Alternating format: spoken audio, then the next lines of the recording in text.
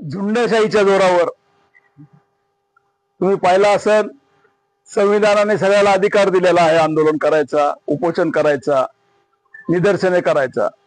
परंतु जे मराठा समाजाच्या वतीनं जे मुंबईमध्ये जे आंदोलन करण्यात आलं, ज्या झुंडशाहीच्या जोरावर सरकारला या ठिकाणी नमवण्याचं काम केलं आणि मी म्हणेल तो कायदा अशा पद्धतीनं तो जी.आर. काढून घेतला।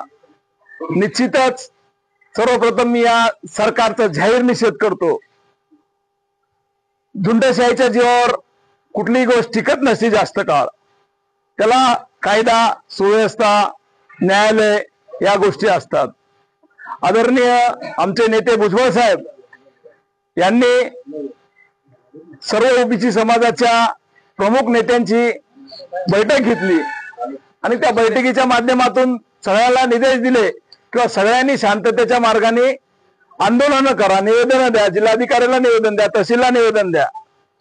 आणि जो जी.आर. काढलाय तो जी.आर. जर आपण पाहिला तर निश्चितच मराठा समाजाचे मोठे मोठे मेळावे, लाखोच्या संख्येने मोर्चे निघले, परंतु अशी झुंडशाही कुठं पाहण्यात आली नव्हती। एकेरी नाव, आरेरावीची भाषा, जजच्या गाड्या अडवण्यापासून सगळ्या मुंबईतल्या लोकांना त्रास देण्याचं काम त्या ठिकाणी केलं। निश्चितच आम्ही या विरोधात कोर्टात जाणार आहोत।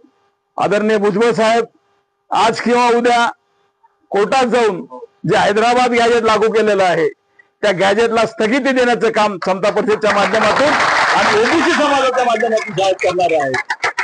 जी.आर. जर आपण पाहिला असेल, म्हणजे एकडे भाजप म्हणतो ओबीसी आमचा डीएनए, ओबीसीच्या आरक्षणाला कुठे धक्का लागणार नाही, परंतु तुम्ही जर जी.आर. पाहिला तर जी.आर. पण तो अर्ध्या तासात चेंज करण्यात आला।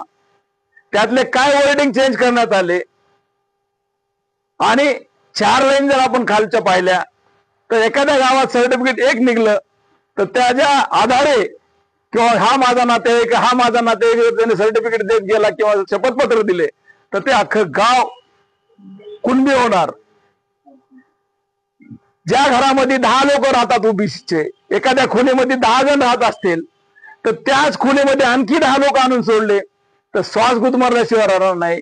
एक तर ओबीसी मध्ये 375 जातीत, 375 जातीला कुठंतरी मंडल आयोगाच्या माध्यमातून आरक्षण मिळू लागलं होतं आणि गावाकुसातील जो राहणारा कुंभार समाज असेल, तेली समाज असेल, नावी समाज असेल, माळी समाज असेल, वंजारी समाज असेल, ह्या प्रत्येक ओबीसीच्या समाजाला त्या ठिकाणी प्रतिनिधित्व करण्याची संधी भेटू लागली।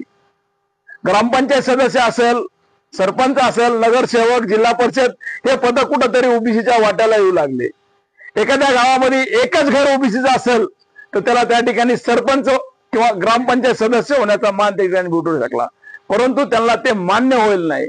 शैक्षणिक आरक्षण, सामाजिक आरक्षण, नोकरात आरक्षण सगळ्याला मिळावं, 10% आरक्षण मराठा समाजाला वेगळं दिलेलं आहे, परंतु कुठंतरी ओबीसीचे हे लोक गावाच्या बाहेर राहणारे आणि ह्यांना आता आपल्या मांडीला मांडी लावून आपण या ठिकाणी सरपंच, उपसरपंच, सदस्य, नगरसेवक हे पद भोगावं लागले, हे कुठंतरी त्यांचं पोट दुखत होतं।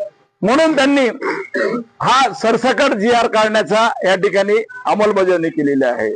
आपण पाहिलं बीडमध्ये देखील हे आपले बीडचे 4 आमदार ते भेटायला गेलते।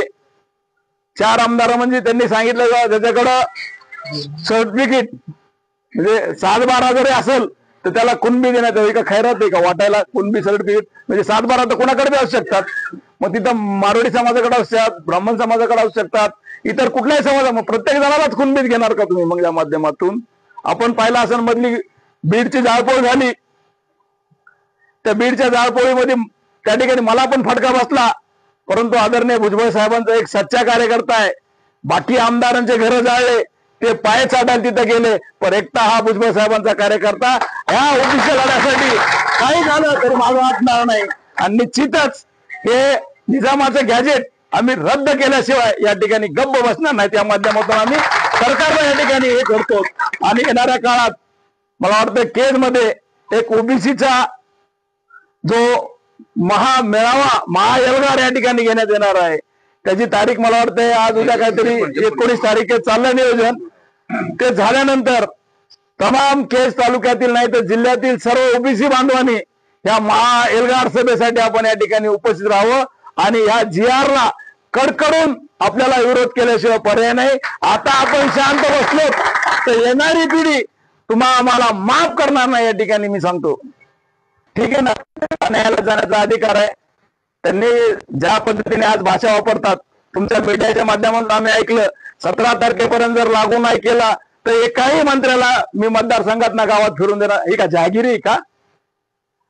जशा गावबंद्या केल्या आदरणीय भुजबळ साहेब बळले आणि त्या गावबंद्या उठवल्या, तसं आदरणीय भुजबळ साहेब आज रस्त्यावर येऊन लढतील आणि ह्याला प्रत्युत्तर देतील। मी खोडून लिहिलेलं आहे आणि त्याच्यावर बोगस त्यांनी चालू केलेलं आहे प्रमाणपत्र देण्याचं। या माध्यमातून मी इथं तमाम जमलेल्या माझ्या सर्व ओबीसी बांधवांना एक सांगू इच्छितो की कुठं घडत असेल आणि बोगस सर्टिफिकेट निघत असतील कुठं, तर तात्काळ आपण त्या ठिकाणी ऍक्शन घेऊन त्या अधिकाऱ्याला सस्पेंड करायचं, या ठिकाणी आपल्याला सूचना देतो।